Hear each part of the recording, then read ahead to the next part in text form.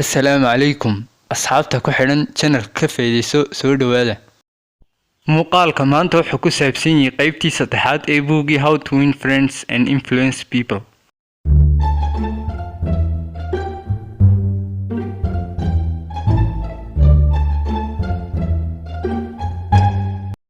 qaybtan waxaynu ku arki doonaa sidaad ugu kasban kartid dadka qaabo fikirkaaga. qodobka koowaad ayaa ah The only way to win an argument is to avoid it. habka kaliya ee aad ugu guuleysan kartid muran amba doodi waa inaad iska ilaalisid.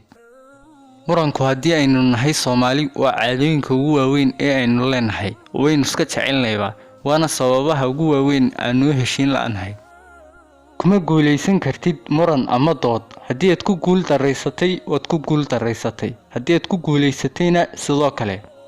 waayo sababtu waxa weeye kaba soo qaad inaad ku guuleysatay murankii oo tustay qofkii kale daldaloolada aragtidiisa, cadeymo uu ku khaldan yahayna aad hor dhigtay. kadib maxaa dhacaya? adigu iska caadi baad ahaan doontaa, laakiin ma isweydiisay qofka kale waxa ku dhici doona.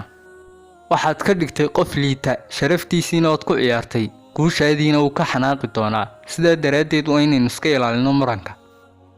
nacayb laguma xaliyo nacayb kale, laakiin jacayl baa lagu hagaajiyaa. isfahan la'aanna laguma hagaajiyo muran, waxa lagu hagaajiyaa xeelad diblomaasnimo iyo dabacsanaan la doonayo in lagu eego qofka kale qaab fikirkiisa. marka uu qofi qayliyo waa inuu ka kalena dhageystaa, waayo labada qofba haddii ay qayliyaan isfaankii amaba wada hadalkii ayaa meesha ka baxaya, keliya ta muran iyo sawaxan unbaa ka dhalanaya. qodobka labaad, u muuji qofka kale xushmad. weligaa ha ku odhan waad khaldan tahay. haddii aad qof ku tidhaahdid waad khaldan tahay, waxay ka dhigan tahay adigoo si toos ah u dhirbaaxay sharaftiisii iyo qaab fikirkiisiiba, waxayna isku dayi doonaan inay adigana dib kuu dhirbaaxaan. in qof hab u fikirkiisa la bedelaa way adag tahay, xitaa xaaladaha ugu degan marka lagu jiro, markaa maxaabad isugu sii adkayn. haddii aad doonaysid inaad wax caddeyso, waxa fiican inaad si wanaagsan oo hufan u caddeyso, habkaas oo aanay cidi kugu dareemi doonin inaad wax caddeynaysid. waxba ma bari kartid qofna, keliyaad waxaad ka caawin kartaa qaabku isagu u heli lahaa. badiyaa marka uu qofi fikirkiisa dhiibto amaba wax noo sheego, waxaynu ku degdegnaa si aan wax uga sheegi lahayn inuu saxsan yahay amaba khaldan yahay. laakiin waxaa ka habboon annagoo si sax ah u eegna micnaha uga jeedo fikirkiisaasi. sidaa daraaddeed noqo qof dadka kale fahma oo aan kibir badnayn, si hufan oo dabacsanna dadka wax ugu sheega markay khaldan yihiin. qodobka saddexaad, haddii aad khaldan tahay si degdeg ah oo cad u qiro khaladkii aad gashay. haddii kolleyba layna canaanan doono miyaanay fiicnayn inaan ka hormarno qofka kale oo annagu is-canaanano. doqon kastaa wuxuu isku dayi karaa inuu difaaco khaladaadkiisa, laakiin qofka oo qirta khaladkiisa sare ayay u qaataa dareen farxad iyo sharafba lehna way siisaa. qoraagu wuxuu nooga sheekeynayaa dhacdo dhex martay isagii nin askari ah.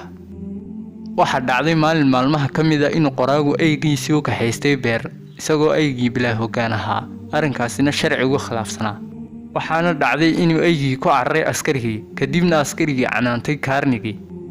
haddaba qoraagu wuxuu ogaa inuu eygiisu necbaa in xadhig lagu xidho, sidaa awgeed ayuu haddana maalin kale eygiisii oo bilaa hoggaan ahaa u kaxaystay beertii. sidii maalintii hore oo kale ayuu eygii ku cararay askarigii. qoraagu markan xaggii uu ka sugi lahaa canaantii askariga ayuu raaligeliyey askarigii, khaladkiisiina wuu qirtay iyo inaanu arrinkani dib u dhici doonin. askarigii wuu la yaabay, markii horena hadalba uu ka soo bixi waayey. kadib ayuu cod dabacsan ugu yidhi, waa iska caadi, buurtaa jihadeeda kalena waad u kaxaysan kartaa eygaaga oo bilaa hoggaan ah, laakiin yaanay cidi ku arkin. haddaba bal weydii naftaada maxaa dhici lahaa haddii uu qoraagu xaggii uu khaladkiisa ka qirtay isdifaaci lahaa. kolley waad ogto xaaladdu way sii xumaan lahayd, hawshuna way sii kordhi lahayd. haddaba marka dambe aad khalad gashid, si cad oo aan meeraysi iyo warwareegi ku jirin qiro khaladkaaga. qodobka afraad, si saaxiibtinimo leh ku bilow. haddii xaaladaad ku sugan tahay ay kacsan tahay, kadib aad qof ku ciil baxdo amaba ku cadho burburto, laga yaabaa inaad nafistid, laakiin ma isweydiisay siduu qofka kale dareemi doono. miyaad u malaynaysaa inaad arrin ku heshiin doontaan kadib markii aad sharaftiisa dhaawacday?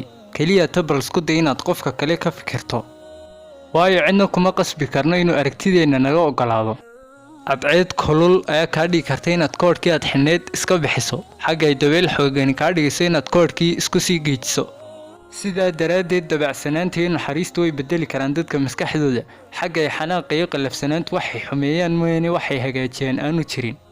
niyad wanaagga iyo naxariistu weligood bay ka xoog badnaayeen cadhada iyo xoogaba. qodobka 5aad, sida ugu dhaqsiyaha badan qofka kale ka yeersii kelmadaha ay ka midka yihiin haye, haa, sax iyo wixii la mid ah. markaad dadka kale la hadlaysid ha ku bilaabin wada hadalka waxyaabaha aydan isku waafaqsaneen ee ku bilow oo xooga saar waxyaabaha isku raacsan tihiin. waxaa la doonayaa inaad qofka kale u muujiso inaad isku doon saaran tihiin oo isku mowqifna tihiin, kaliyaad waxaad ku kala duwan tihiinna uu yahay habkii aad ku gaari lahaydeen yoolkiinna. waxaad ogaataa markaad bilowdid inaad ka hadashid waxyaabahaad isku khilaafsan tihiin inaanu meesha dagaal ka fogeyn, fursadihii aad qofka kale ugu kasban lahayd qaabo fikirkaagiina ay yaraanayaan. furaha qodobkani waxa weeye inaad ka ilaalisid qofka kale inuu maya kuu idhaahdo, waayo kelmadda maya way adagtay in laga soo kabtaa.